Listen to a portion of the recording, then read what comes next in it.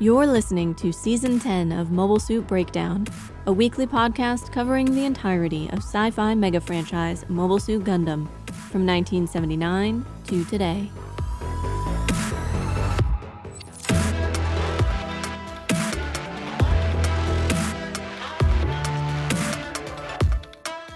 This is episode 10.16, Shipping Up to Orbit, and we are your hosts.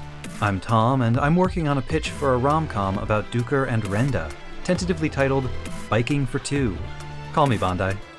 And I'm Nina, new to Victory Gundam and hoping for an appearance from visiting feline co-host Tigress, who has taken up residence at MSB Studios. She may be shy, but I expect she has some strong opinions about Gundam. Mobile Suit Breakdown is made possible by our paying subscribers on Patreon. Thank you all, and special thanks to our newest patrons, Jonathan G., Willis H., and Sylvia Dragoness. You keep MSB Genki. I would also like to thank WI for supporting us on Ko-fi. Hey, before we start, I have a personal announcement. I've written an original audio drama. It's a blend of family intrigue, magical realism, and mystery with light cyberpunk elements called The Disappearances of Lydia Fontaine. Sarah McClintock, who you might know better as occasional MSB guest Sarah McCostumes, is directing, and a really phenomenal cast of more than 20 voice actors and a couple of editors have all volunteered their time and talents to help us make a pilot episode, which you can listen to right now at lydiadisappears.com. It's so good! Oh, thank you. We're going to be running a Kickstarter in June to raise funds in order to produce a whole season of episodes. Disappearances of Lydia Fontaine is a bit more serious than the Titans News Network and Radio Free Shangri-La bits that we did here, but if you enjoyed those, if you're into radio dramas in general, or if you're just curious, I hope you'll check it out. It would mean a lot to me if you did. I'm really excited about this project, and I have been champing at the bit to tell you about it for ages. So, Lydia, that's Lydia, disappears.com. I hope you like it. But in Gundam this week, we're covering Victory Episode 16, Reineforce Fujo, or Reineforce Liftoff. The episode was written by Okeya Akira, storyboarded by Kase Mitsuko, and directed by Egami Kiyoshi, with Shinbo Takuro as animation director. This is Shinbo's first Gundam credit, but he's going to be a staple on Gundam shows going forward, including, most recently, acting as the character animation director for 3 episodes of The Witch from Mercury.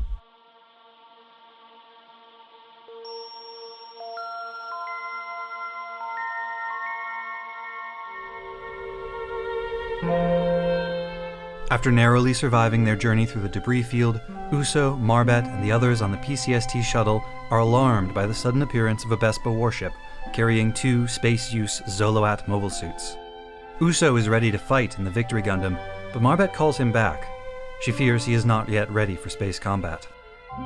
Meanwhile on Earth, Duker Eek and his second, Renda, lurk just offshore of RT Gibraltar in brand new Galgayu aquatic mobile suits.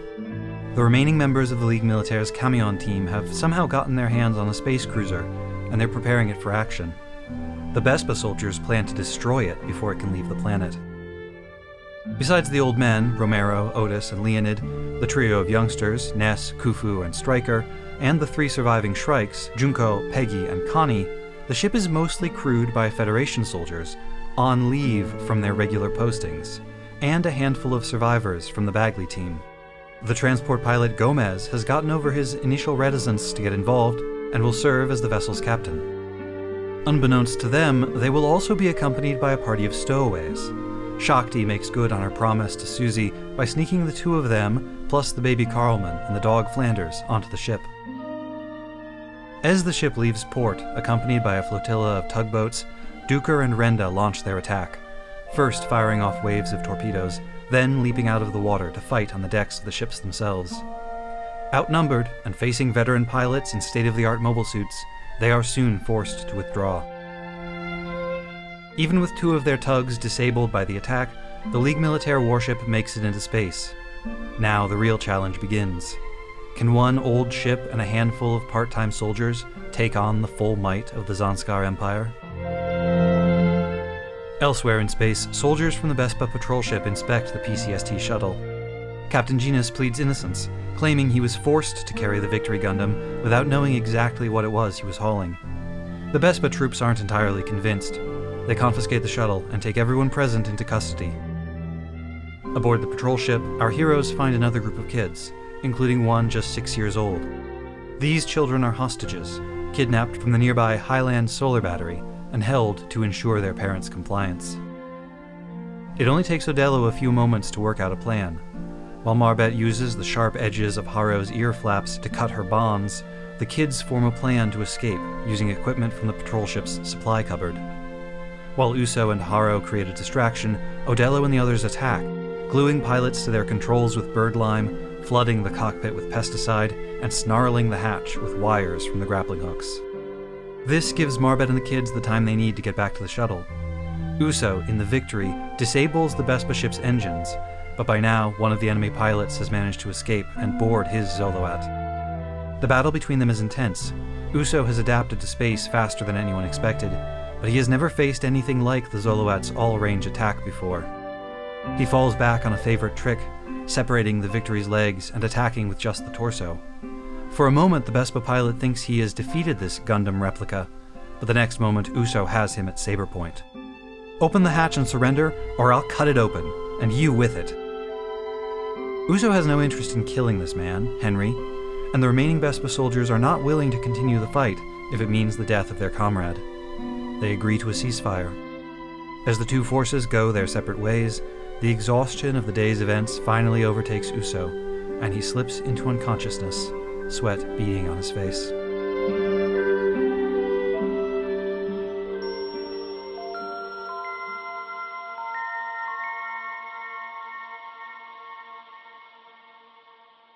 It took me a little longer than usual to get my notes done this week because I had to pause the episode and do some side research almost immediately before the episode had really even started, the moment they displayed the episode title.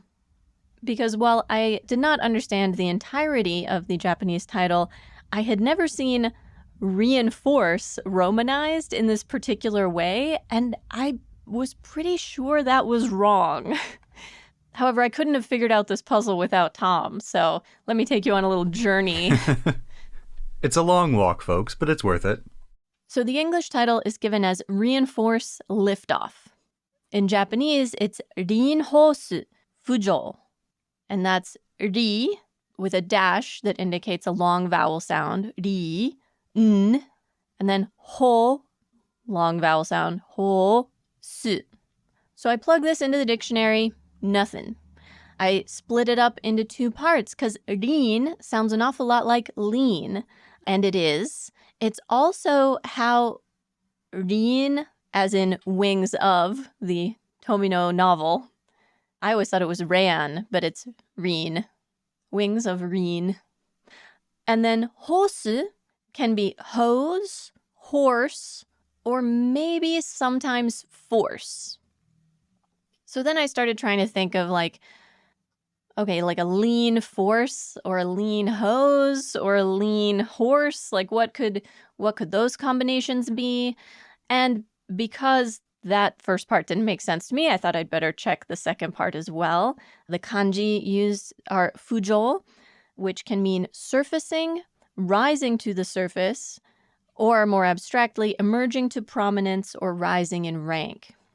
At this point, I was a little stuck, so I go to Tom and I say, hey, I've been spending the past half hour looking at the title of this episode. Here's what I've got so far. Do you have any ideas? And Tom lights up like a light bulb because it turns out that the lean horse is the name of the ship. The ship's name, which is romanized a couple of different ways. Sometimes it's done as just reinforce, like the word to reinforce, to strengthen. And sometimes an E is inserted in there, so it becomes Reineforce. And I'd always sort of wondered why that was done. I think the official localization is with the E.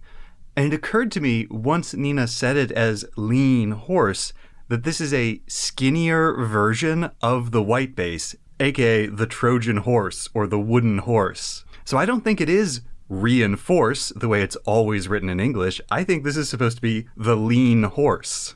Just like a skinny little palfrey. Just a skinny version of the white base. And surfacing, rising to the surface because it's taking off from the water. And this becomes one of those localization questions that I'm very curious about. Like, who and at what point was it decided that this ship shouldn't be called the Lean Horse in English? It should be called something else. Because someone made that decision at some point. We may never know, but that felt like a very exciting light bulb moment for both of us.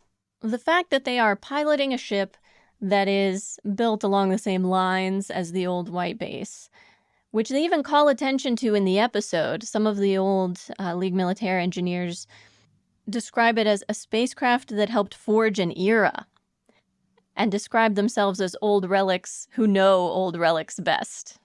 And this theme comes up again and again in this episode because it also gets mentioned when the shuttle out in space gets captured by this Vespa patrol. They take a look at the Gundam Modoki and they see that the Ligue Militaire, it's not just a matter of building on old designs, of iterating on things you know already work.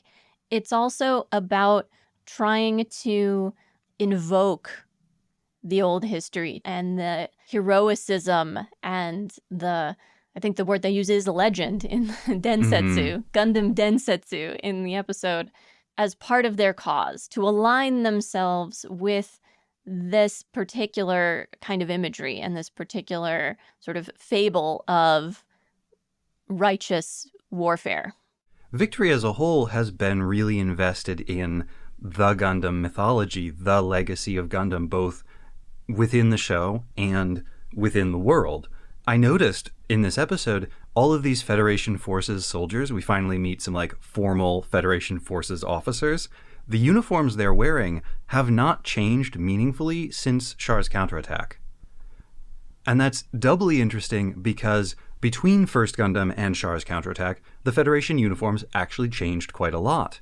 And in F91, they're wearing different uniforms. In F91, they have these like one-piece jumpsuits that are the same color and have some of the same sort of embellishments as the old Federation Forces uniforms. But those jumpsuits have been abandoned, or I guess were never adopted by the local forces deployed on Earth. And they're wearing like 60-year-old uniforms, piloting 60-year-old ships, flying 60-year-old mobile suits. There's a lot of very old stuff here. And Zanskar, a conscious throwback in a lot of ways, you know, the maroonings, the use of the Empire title. Their emphasis on an aristocracy, a nobility. And we've talked about Tomino's use of consciously archaic language a few times already. And this episode introduces another really interesting example of that archaic language. When the captain of the Vespa shuttle is doing this hostage exchange at the end, and he's talking to Marbet, and they have this little bit where he's like, you realize the consequences for your actions today will be very severe, and Marbet tells him that they're prepared to endure anything until the guillotine of Zanskar can be destroyed. A metaphor, of course, for the imperial power, the authority and the tyranny of Zanskar, all of which is embodied in their use of the guillotine. Then he says to her, oh, ideologues in every era have always said that kind of thing. The word he uses for ideologue is shugisha. Shugisha means an ideologue. It's a very decent literal translation, but it's also an archaic term. And every dictionary entry that I consulted for this, and the Japanese Wikipedia entry and everything for shugisha, are very clear that it doesn't just mean like an ideologue in the abstract. It historically refers to left-wing agitators who are anti-colonial, anti-imperial, and anti-militarist before and during the Second World War. It is a term for communists, socialists, and anarchists. So ideologue in English, very neutral. The term in Japanese has some connotations, and I'm pretty sure those would have been evident to a contemporary audience. That conversation between the Vespa officer and Marbet felt like a bit of a throwback in one other way, which is that it begins more confrontationally. He mentions to her, I can't forgive your involving children, which feels awfully ironic from some people who just kidnapped a bunch of children to use them as hostages to force their parents' compliance, but, you know. I'll come back to that once you finish. And Marbet's reply is something along the lines of, like, it is regrettable, but under these circumstances, in these conditions, fighting for what we feel the need to fight in, this is what it's come to. And he acknowledges sort of understanding that position. And there's this moment between the two of them of like, we're fighting on different sides, but we kind of understand each other, and neither of us really wants to be here doing this in a way that harkens back to a lot of depictions of World War I, that there was this sense of everyone was doing their duty for their country, but there wasn't necessarily the same sense of ideological conflict between the sides. And so there was a certain amount of like mutual respect for the enemy. This moment between the two of them made me think of that, where they're both kind of sighing over this regrettable state of affairs. The conventional reading of Gundam is that war is bad and children should not be involved in it. And this is displayed by the way that children keep getting involved, and their experiences are very horrible and scar them in really severe ways. Think about how messed up Amuro is when he appears in Zeta. Think about how Camille is at the end of the same series. But a conversation like this, I think, challenges that conventional interpretation, because what this scene is really about is skewering the hypocrisy of these adults, like this Bespa officer who has no problem, none at all, with involving children in the war, imperiling them, taking them hostage, using them as pawns, as leverage to get their parents to do what they want. Like, he is absolutely involving children in this struggle. What he objects to, apparently, is children having agency and power to be able to do something about the war that is affecting them so directly and threatening their lives and their livelihoods and everyone they care about. I would argue that the core message of early Gundam is not so much that children, quote unquote, shouldn't be involved, but that there is no way to protect children from war when war is happening. They cannot help but be involved. It touches everyone. The only way to protect children from war is to not have war. And you see something similar in the way Gundam treats neutrals. In the depiction of Side 6, for instance, in First Gundam, this idea that neutrality... I don't even know why I need to go to First Gundam, because we've got the PCST right here. That neutrality is, at best, a paper shield. At best, you are delaying the inevitable moment when you need to bow to one of the two sides. By refusing to take a side, you are simply accepting the domination of whichever side ends up winning. And really, when you remain neutral, you are throwing in with whichever side happens to be more powerful. And the idea that the children should be excluded from the war is basically to say that, oh, all children are neutral. Or almost to relegate them to be a resource. Not a resource in the way personnel are a resource, but... in the way that iron is a resource? Right. Because if you say it's all right to take a child hostage to force their parents' compliance... you're still involving children, you're still using them to achieve an aim. It's just not something in which they have any active participation. Again and again, Gundam has said, war is inevitable.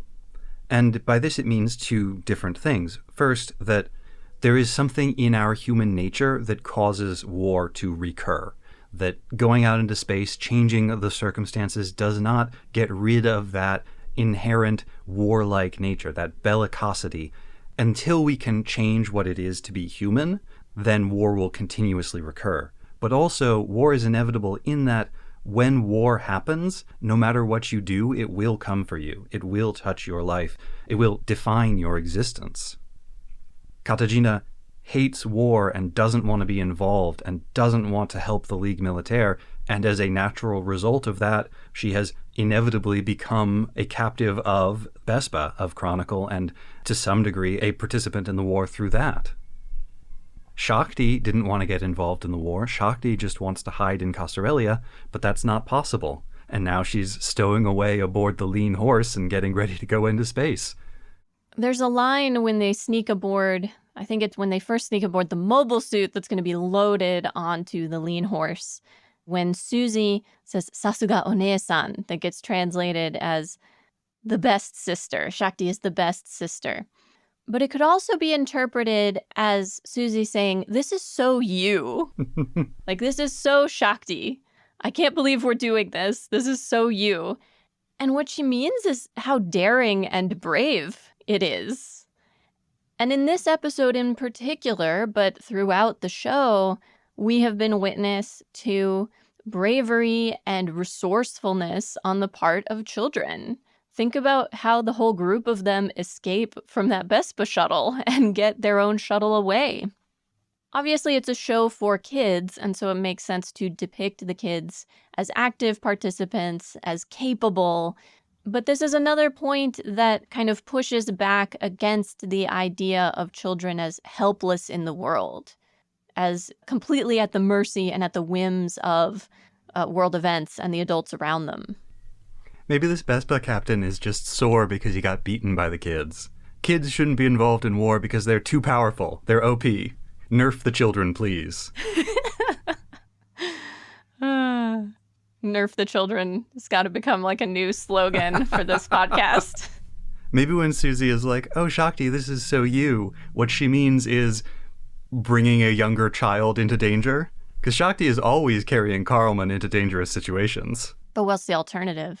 Tying Carlman to Flanders' back and saying, go, boy, run, get as far away as you can. Flanders does do a very good job of taking care of Carlman. Mm-hmm. I love it's a background moment and it's very brief, but Carlman is sitting on the bed and Flanders is sort of like bouncing up and down and playing with Carlman while the ship is taking off.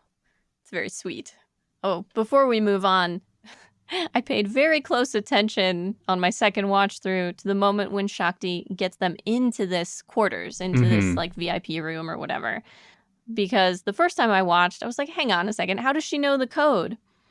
However, on watching the animation, I'm pretty sure she just puts in 1, 2, 3, 4. And then it looks like she hits 3 again, but I think it's meant to be her hitting like enter or okay. And so I think she's just like, well, they probably didn't update the code. People often don't update the codes. 1, 2, 3, 4, and it worked. Counterpoint, maybe Shakti does actually realize what the code is because she's a new type and she's got that intimately understanding how machines work just by looking at them power that we saw Amuro have all the way back in First Gundam. Remember, Amuro could just look at a spaceship and determine the exact point where if you stuck a beam saber into it, it would cause the whole thing to explode. Shakti just has, like, hacker vision. I know there's been a moment or two that hint at some new type ability in Shakti, but she's also just so practical and sensible. I like my description better. However, speaking of new types, the kids who live on this Highland solar battery with their parents, which we have no idea how many people live there. If it's like, is it like a town? Is it like living on Antarctica? We don't know. But they sort of discuss Uso a bit. And one of them wonders if he's a new type.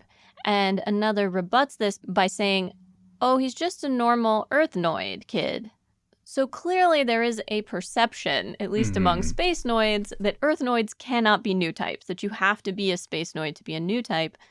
Again, events of this series pushing back against that idea that even as the show presents us with various sort of cultural and practical differences between space noids and Earthnoids, which we'll come back to because there are a bunch of fun examples in this episode, on a human level, in terms of our brains, our emotions, we are the same still. It's not like we've become different species by spreading out into the galaxy. Yeah, I mean, the notion that new types have to come from space is pretty frequently repeated within Gundam and within the Gundam fandom at large, but it's also directly contradicted by actual Gundam.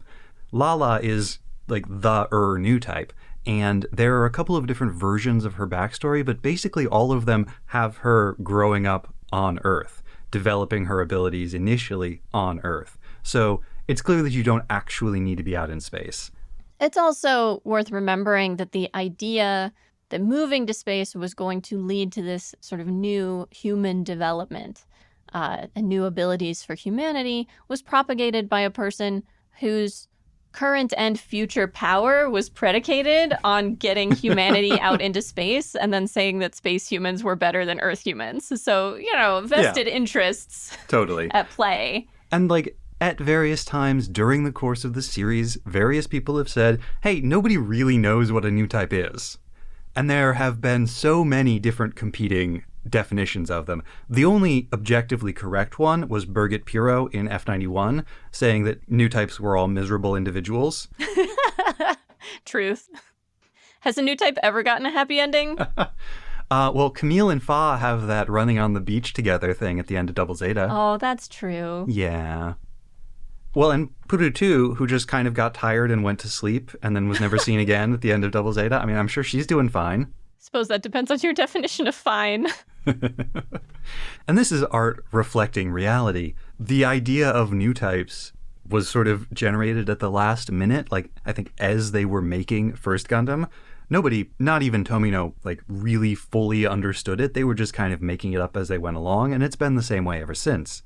We know from watching the shows that there are space psychics, and there is this concept of new typism, and that the two have been entangled, but are not necessarily actually the same thing. Some people are just espers, okay? But it's also always been kind of an amplified, magic-ified version of things that we're already vaguely aware of in life. It can seem uncanny to adults the way children just instinctively understand new technology. It does feel almost creepy, like that they can just pick up something new and figure it out really quickly. That can seem magical. The way certain people pick up on others' emotions can seem otherworldly. The way one very charismatic person can influence others can seem creepy and magical. And so much of new typism feels like it's just sort of taking those observable phenomena that already feel a little creepy and weird and otherworldly and making them bigger, making them more. I mean, I think that's a big part of why it meshes so well with the mecha genre, because what is mecha? Like, what is a mobile suit except a body made bigger, made stronger, made real, all of its differentiating characteristics amplified to the point of not quite parody, but to give them a larger-than-life presentation, give them larger-than-life presence, to take a pilot's personality traits and make them real, make them tangible. We haven't yet in this season really delved into some of the real conflicts that we think inspired the war in Victory Gundam. However, there are a few different points I feel like are maybe related to that. The Federation letting soldiers take paid leave, not even just a leave of absence, but paid leave to go serve with the Ligue Militaire, for one. But also the kind of back and forth technological development and depth of supply on each side. Early on, the Ligue Militaire is totally outgunned. Later on, we discover their new mobile suit totally kicks butt and is in fact like the best mobile suit on the field right now. Vespa is stunned that the Ligue Militaire managed to do this. And even their secondary line mobile suit, even the Gun Easy, is still substantially better than anything the Federation is deploying.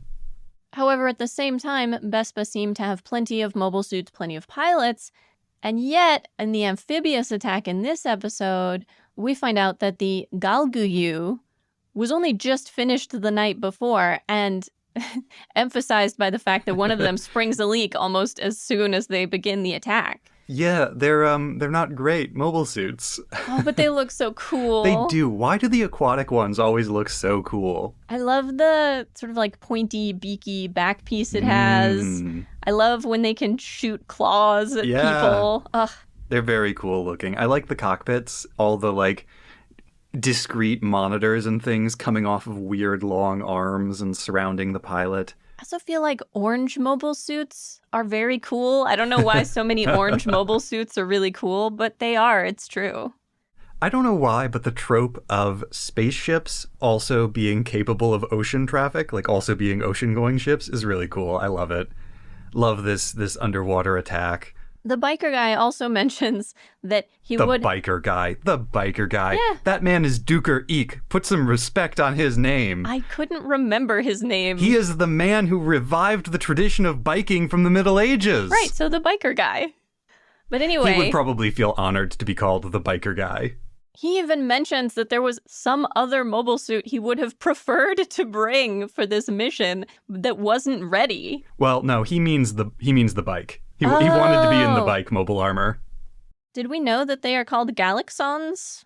I knew that, and I think I said it on the podcast, but it was never said in the show, so there's no reason you would know it. Okay, that's confusing. You should have been reading the contemporary anime magazines as they were coming out, like any good Gundam fan. How dare you? Do you not have a direct neural link to the wiki? You'd think they'd have made one of these bike mobile suits that was amphibious. Just for him. Yes, they should have. I have seen bikes that can ride on water. They're not good, but they exist. I cannot believe that he would compromise his values and pilot something without any wheels at all just because he was going on an amphibious mission. I was very moved by his apparent care for his second. The minute she gets into trouble, one of her mobile suit's arms has been cut off, and now she's facing down 2 Gun-Easy rather than 1. He provides some covering fire to make them back off. He tackles her into the water to get them away from the enemy. In general, just demonstrates a lot of care for her. Once they're in there, he checks in, like, are you injured? He's not even worried about his own mobile suit leaking. She's the one who notices, hey. So that's Renda. Renda, yes. de Paloma. Renda, who I noticed very early on as extremely cool. Right? Glad she made it through this. Her and Yuka. Yuka being one of the few surviving members of the Bagley team to have made it back to them. But also a tall lady with short hair that is brightly colored. Yeah, there's a lot of those in this show for some reason. Did you notice the guys who are with her hold an umbrella over her, but not themselves? That's good characterization. Good umbrella characterization in general in this episode. There's that brief bit in one of my favorite shots where there's like, they're doing the sort of 3 layers of composition. In the middle ground, there's a couple of big shipping crates. In the background, we see the old man Polycule walking along. The leader of them is still holding a gun on a guy who, based on his hair color and suit, must be Mandela Soon. But then in the back, the other 2 members of the old man Polycule are walking along. Like, one of them is carrying an umbrella covering 2 of them. It's very cute. And then in the foreground, Shakti and Susie do their little, like, sneaky ninja Metal Gear Solid running. The rain adds such great atmosphere to that scene. It's really lovely texture. Mm-hmm. And that level of depth feels very much like a classic Tomino shot. I do want to note, Duker's concern for Renda is rather in contrast to his callous disregard for the number of deaths his squad suffered in prior battles. Like, his biker team were just getting mowed down the previous times that they fought. And his reaction in those times was always like, yeah, battle, I love fighting, it's so exciting. But he either really cares about Renda specifically in a way that he did not care about anybody else, or he doesn't want her to die unless she's in a motorcycle. Because if you die when you're biking, you can go to Biker Valhalla. But if you die in a regular mobile suit, the unlimited shame of it all will weigh your soul down. Truly terrible. They mention, and part of this is because of the amphibious attack, but that they don't have the full complement of mobile suits they wanted, they don't have as many ships as they wanted, and they just have to make do. Whether it seems possible or not, this is what they have to work with. The difficulty of Space Noids developing and building mobile suits for Earth combat has been like a low-key kind of background thread in a bunch of Gundam so far. And the idea that the Space Noids are particularly unsuited to developing aquatic mobile suits has come up in like some side materials. I think all the Zeon submarines were originally Federation designs that the Zeons stole when they took over the California base. That feels odd to me, though, because you'd think if you're making mobile suits to operate in space, you're used to using them in this no-gravity environment, and they have to be airtight.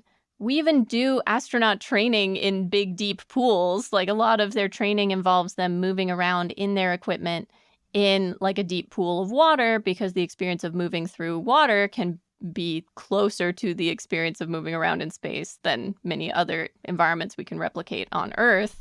But you have to deal with different, like, pressure differentials. That's true. Hydrodynamics. I think it's just that out in the colonies, there really aren't significant bodies of water. There's this great bit in Futurama that I think about very often where they their ship, I think, crash lands into the ocean or something and is sinking. And someone is like, how many atmospheres of pressure can the ship withstand? And the professor is like, well, it's a spaceship, so less than one. And perhaps that lack of knowledge, lack of expertise is also revealed when they think that having taken out one or two tugboats is enough to prevent the lean horse from taking off. But then we find out actually they only need one working tugboat. The fact that they need any tugboats at all is mystifying to me, but okay. The tugboats feel like a huge throwback. The various people seeing them off from the dock and like waving them goodbye as they leave feels like a huge throwback. I said the Old Man Polycule had 3 members, but it feels like they might be inaugurating Gomez onto the team. Like, he seems to be joining the club. They have some nice scenes together. There is something very funny about seeing the bridge of the lean horse, and it's all these really old men. Old relics to command an old relic. And then there is the very ominous, as they are leaving Earth's atmosphere, they cross paths with a ship burning up, a ship that has been defeated in the recent fights in Earth orbit, that they hope there's nobody left alive on. Things feel fairly precarious for both sides. It doesn't feel as though either side is clearly winning at this point. Mm-hmm. The war is so much larger than what we can actually see. In any given moment, in any given theater, maybe one side or the other has the advantage, but we're too small. Our characters are too small to see the big picture. Maybe Tassilo Wago has an idea for how it's all playing out. Maybe Queen Maria knows how it's going. Maybe Jin Jahannam, but not these guys. All they know is what's directly in front of them. I'm glad you brought that up because there was a moment when Marbet sort of voices a question aloud that I thought was a pretty foolish question. It's when they found out that Vespa has captured the Highland solar battery. Now, I would assume solar battery means either solar battery like solar batteries for storing electricity, for storing energy, or battery like battery of guns. And either way, it makes sense why an army would want that. I don't understand why she thinks that's confusing. Maybe she thought this particular one was far away from the front lines. Maybe she thought it was too small to be of significance. I don't know. I assumed it was like a solar power battery. I assume it's not like a military installation. I assume that also, but it could be either. But even if it's a power station of some kind, controlling resources, and in particular controlling energy, which on Earth meant oil, but in space would mean solar, or mostly solar. Although also helium, right? Or hydrogen? What is it that they mine out in Jupiter? Helium-3. So controlling access to these things would be hugely important, both to supply your own army and to deprive the enemy. That line might be there more to make the audience wonder than to actually tell us anything about Marbet. But Marbet, for all that she's very skilled in combat, may not have a great grasp of the larger picture. Sure. Did it seem to you like there was any narrative connection between the two halves of this episode? Because I was trying to work this out. Both individual stories, the Earth story and the space story, are like good stories with good character moments. They have exciting bits. They're told well. But because they don't connect to each other, the episode as a whole ends up feeling quite disjointed.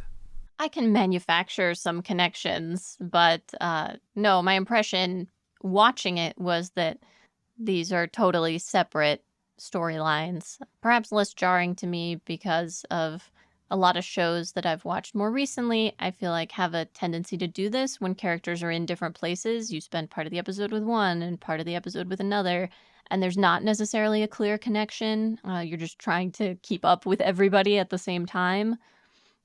From a practical production standpoint, they may have felt that neither of these story beats warranted a full episode or could necessarily fill a full episode, but they were both story beats they wanted to hit.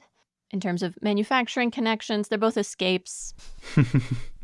In a way, they almost feel at odds with each other, because the Earth one shows the League Militaire's growing strength. its growing military power on the battlefield. Like, they beat Duker Eek purely out of their own strength. No need for help from Uso, no Gundams involved.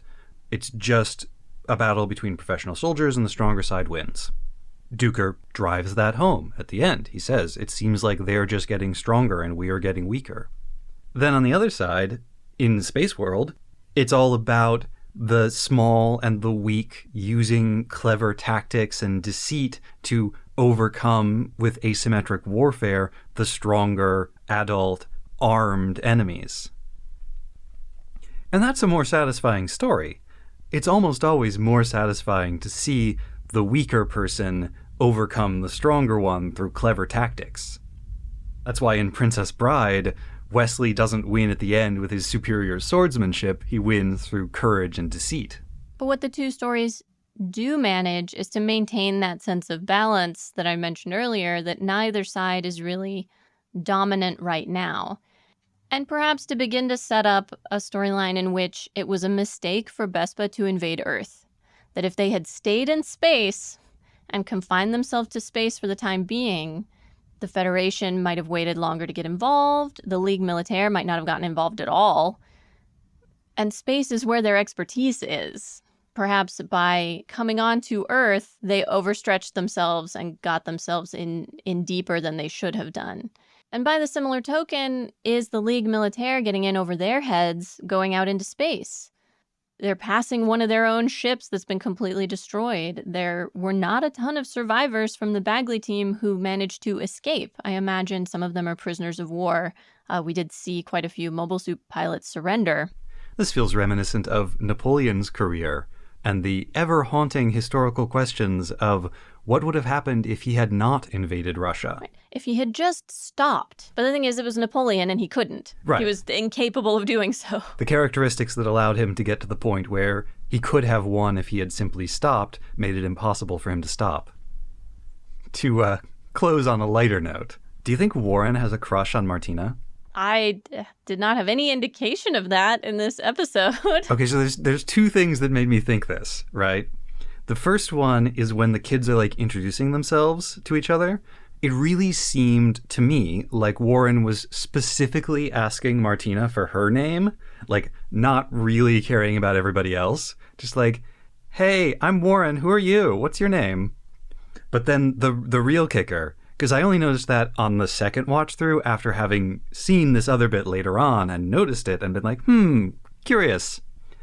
It's when they're flying from the Bespa ship over to their shuttle, and Warren hits his air gun too hard and goes flying off, and Martina is like, hey, use your air gun less.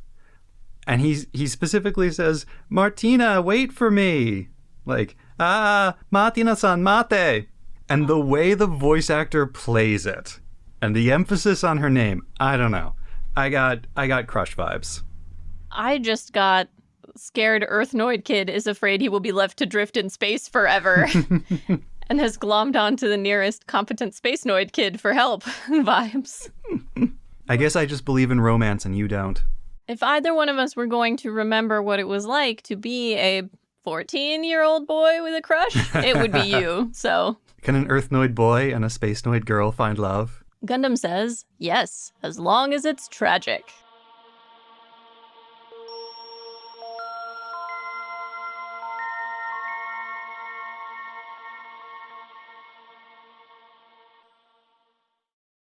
And now, Nina's research on the name of this kind of Bespa patrol craft, Sinope.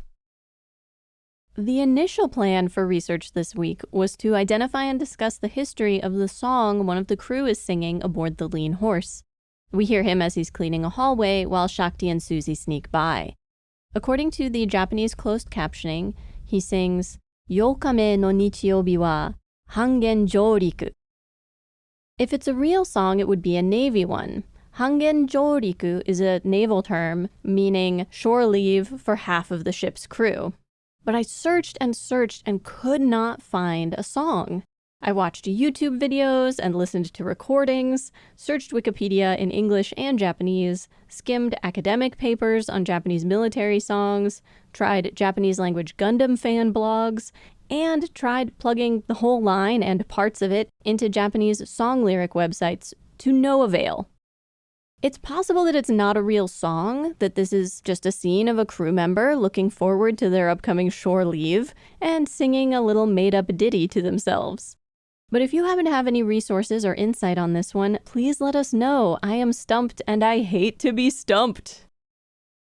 So having come up empty and lost a day, I needed another, preferably easy research topic. Enter Vespa patrol ship Sinope 321. Sinope, or Sinop, is a city in what is now Turkey. Quote, built as a walled town with a vast citadel and a strong wall defending its seaside. In antiquity, it was the foremost port on the southern shore of the Black Sea, strategically located on the coastal trade routes. And from the 6th to the 4th century BC, it was one end of the caravan route between the Euphrates and the Black Sea. Its lack of easy access inland and competition from other nearby port cities eventually decreased its influence and strategic importance, but it has been the site of several historically significant events. There are numerous legends about the city's founding. According to one, it was founded by the Amazons and named for Sinova, their queen. In Greek mythology, there are several different origins given for Sinope, of which Queen of the Amazons is just one. The Greek historian and philosopher Strabo credits mythological figure Autolycus as Sinope's founder. Based on the archaeological record, the area was first settled by the Colchians approximately 2,500 years ago, then by Iranic peoples, and then colonized by the Greeks sometime in the 7th or 8th century BC. Sinope eventually became the capital of the Hellenistic kingdom of Pontus, though it has, through its history, changed hands with some frequency, to the Persians, to independence, back to the Greeks, then to the Romans, then to the Byzantines, then to the Turks. You get the idea. I have a weird personal affection for the Kingdom of Pontus because I used to play a lot of Rome Total War, and I had a really good run as the Kingdom of Pontus. In terms of significant people and events in the city's history, Sinope is famously the birthplace of the philosopher Diogenes, though I doubt Zanskar is trying to invoke his legacy. While under Ottoman control in 1614, the city was looted and burned by Cossack raiders. In the modern era, circa 1920, Sinope was considered the safest port between Bosphorus and Batum. The city would later host a U.S. military base, its radar surveillance an important piece of the U.S. intelligence apparatus during the Cold War, though this base was closed in 1992. The outermost satellite of Jupiter is named for Sinope, as is a crater on Mars. In the case of the satellite, although it was discovered in 1914, it was not named Sinope until 1975. It's certainly possible that the Vespa ship is named in honor of Sinope, the mythological Amazon, or perhaps even more likely, the Jovian moon. But there is a more complex and significantly more interesting possibility, that its name is inspired by the Battle of Sinop during the Crimean War. Attempts to negotiate a peaceful resolution to the conflicts between the Russian and Ottoman empires had failed, and in November of 1853, the Ottoman government ordered the squadron of Vice Admiral Osman Pasha to go support their ground forces on the Caucasus coast.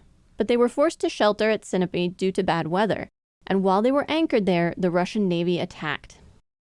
On paper, the Ottomans should have had an advantage. 7 frigates, 3 corvettes, 2 steamers, 2 brigs, and 2 transports, plus friendly coastal batteries, which is to say the defensive artillery mounted in the city itself, versus 6 ships of the line and 2 frigates. Yet, as one source put it, the Ottoman ships lacked of everything, including trained gunmen and crewmen, and had fewer guns mounted on their ships than the Russians did, 510 guns, under shore defenses with 38 pieces of artillery, versus 720 guns.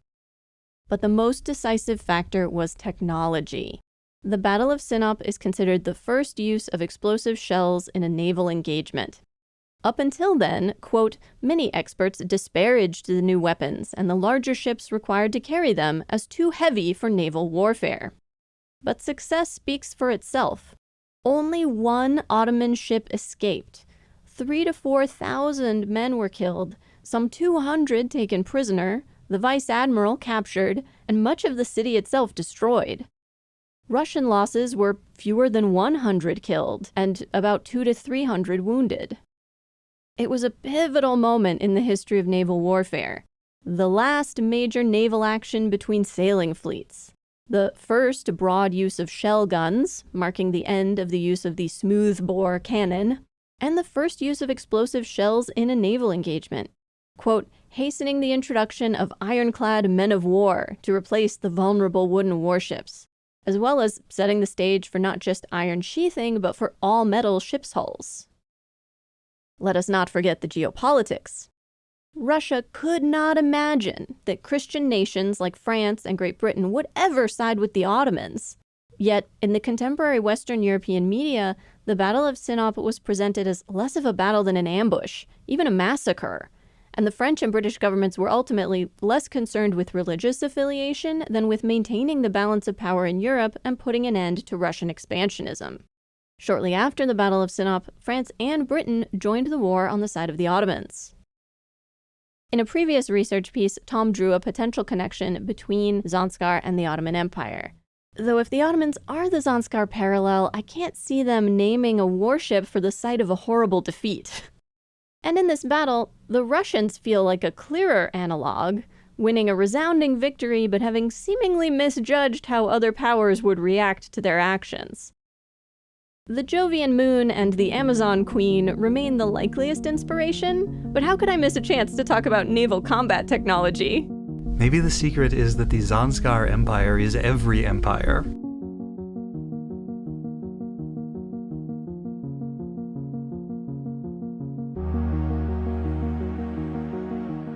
Next time on episode 10.17, A Royal Audience, we research and discuss episode 17 of Victory Gundam and...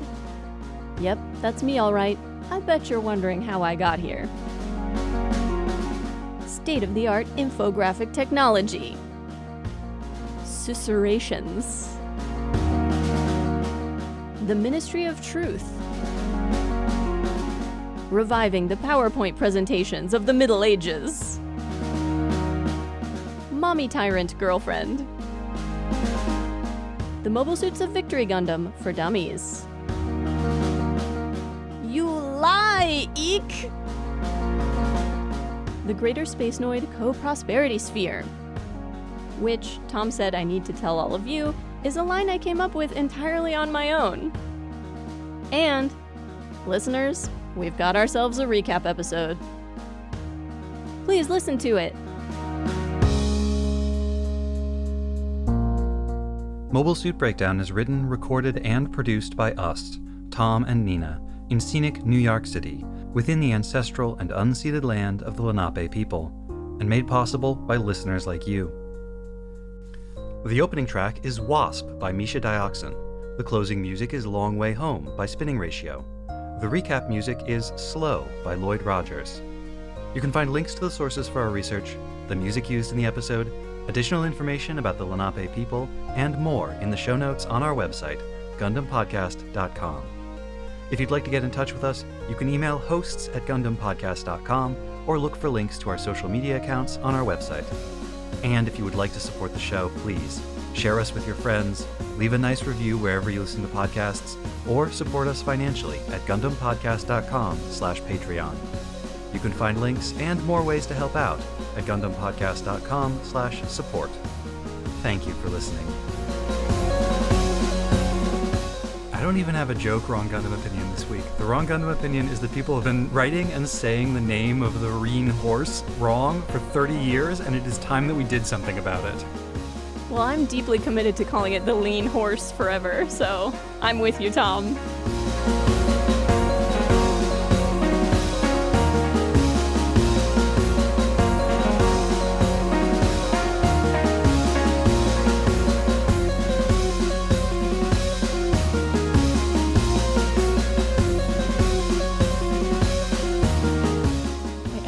A funny way to like mention Doomed. Doomed Het, but not Doomed Het because that's like too online. Tragedy! Yay, tragedy! There's tragedy here! That one might have to go in the outtakes. It'll go in the outtakes. No one's gonna get that. Some people might get it. The fact that you and I are obsessed with that one line from Oron High School Host Club. I don't think that line ever, like, caught on. I don't think that was ever a meme. But it's so good. Right? Do you feel like we need to do any more warming up, or are you ready to jump into it? I think I'm ready to jump into it. I also thought it could be fun to just open with talking about the title. Sure. Unless you have another opening that you'd really like to do. Not really. I was going to ask if you thought it might be a short episode this week. I mean, I do, but we'll see once we get talking, right? The infographics.